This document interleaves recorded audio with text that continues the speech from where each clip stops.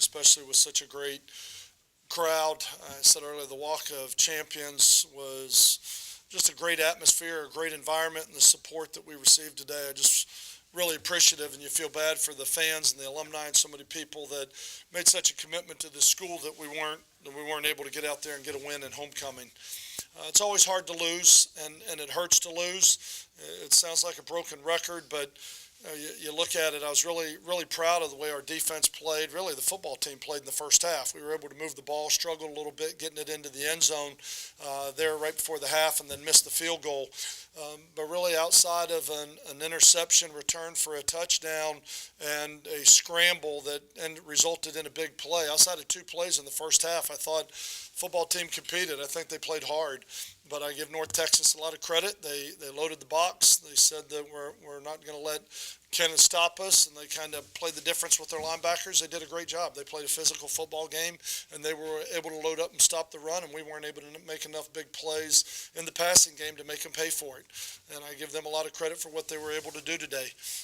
I was really proud of our special teams, the way our special teams played today. We made a big issue this week coming into this game. Their punt returner was number 2 in the entire country, averaging 20 yards a punt return, and as a kick returner, he was 7th in the country or 6th in the country, and we really challenged our players, and I thought they did an outstanding job today at covering with very little help on the kicks. I thought they did a great job of getting down the field on kickoff and on punt, and they did some really good things. So I thought there were some positive things. There's some guys that just competed their tails off out there on the field and really played well. And you mentioned Andrew Gilliott and the special efforts and what he did, the way Hunter Lee, his contributions and what he does.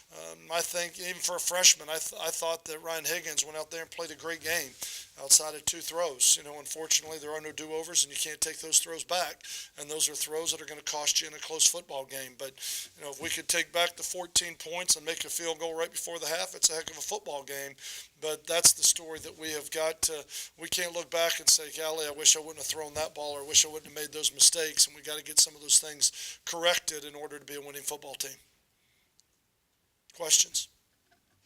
Coach, whenever you got off that fast start that I know you were wanting to get off to in this game, did they make some adjustments that really kind of threw a wrench in your plans, or what happened out there? No, really. We even moved the ball a little bit in the second half. I thought the difference in the second half was they were able to line up and run the ball. That was really the difference in the second half of this football game. I don't know what the rushing stats were in the second half, but I know they were considerably more in the second half. And they went big. They added an extra tight end. They gave an extra edge. They started giving us unbalanced. Some things where they kind of moved a man over and started trying to kick out our outside linebackers instead of our defensive ends. They made a couple of those adjustments, but they got big and ran on us, and we weren't able to stop them running the ball. Offensively, just inconsistent. Couldn't really get anything going. Couldn't make a lot of big plays down the field to result in points. We've talked about this before. You have 400 yards and 13 points. It doesn't go together. We're not getting the productivity on the scoreboard. We're moving the ball a little bit between the 20s, but until we're able to run the ball or make some plays down the field, we're going to struggle getting the ball in the end zone. Were you happy with the number of plays y'all attempted downfield, or do you need to have some more to maybe pull those guys outside the box? Well, one of the problems we had was protecting our quarterback. When you looked at the first half, there weren't a lot of sacks, but Ryan was getting hit an awful lot, and that's why we went to some things in some second half to try and protect him a little bit more, not release Kenneth Dixon as much, keep him in for protection, to trying to help those guys on the offensive line, because we struggled. I think one of the things, their defense, they have a really good defensive front. Those front 4 played really well. I was really impressed with the way they played up front, and holding him in to protect it, but it makes it really difficult when you can't protect your quarterback to throw the ball way down the field. We ran a reverse pass to try and make a play. We tried a couple different things to get the ball down the field a little bit. We just weren't able to hit on a bunch of them. So I guess all the screens were designed to get Ryan more comfortable and get the ball out of his hands quickly. It was trying to get the ball on the perimeter because their linebackers were splitting the difference, and so we're trying to get it on the edge. We did not block their corners very well. Our wide receivers did not block their corners very well, but those pass plays are toss sweeps. You know, you throw the ball out there with the way that they were collapsing it inside and trying to get their linebackers on the inside run. We weren't able to get the ball out there and make a lot of yards. We were getting 4 or 5 yards, but we weren't able to make the bigger jumps that we would have liked to, and we didn't do a very good job of stalking their corners. I just thought defensively they're a very physical football team, and we talked about it all week. I was able to watch them 2 weeks ago against Tulane and really impressed with what they do defensively. I think their defense does a great job. Their defense is strong.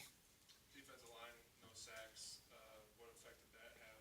Just that lack of pass rush. Well, yeah, I mean, really, you know, you look at it, I don't know that it actually hurt us because they really didn't throw much pocket passing game today. You know, they really didn't stand in there and throw it. I mean, you look at it, they only threw the ball 24 times, and many of those were play-action passes, bootlegs, getting on the corner.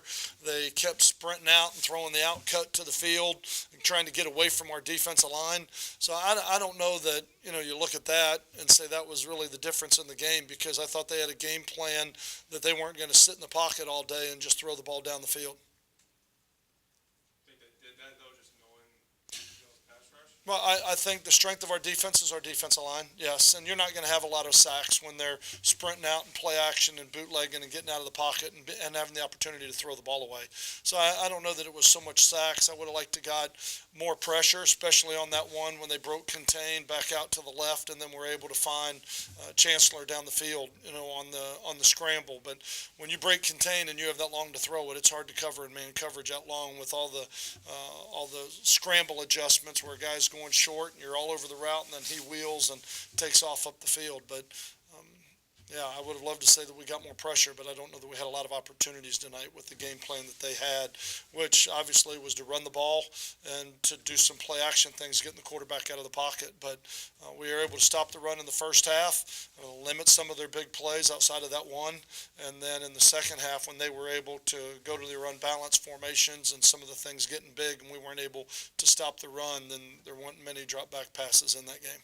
When it comes to Higgins' protection, was it the interior O-line? Was it the tackles? Where was the breakdown in the protection? There was a couple both places. I mean, especially in the first half, you look at, he was, you know, the one, we've got the guy wide open. He goes back. We tried to take Kenneth down the middle, and he goes back 1, 2, 3, hitches his feet and gets hit as he throws it. You know, it wobbles up as a duck and hits green grass. But there was one on the left tackle. I think one on the right tackle. I think a 2 inside on the, you know, interior. I don't think it was just one guy that broke down.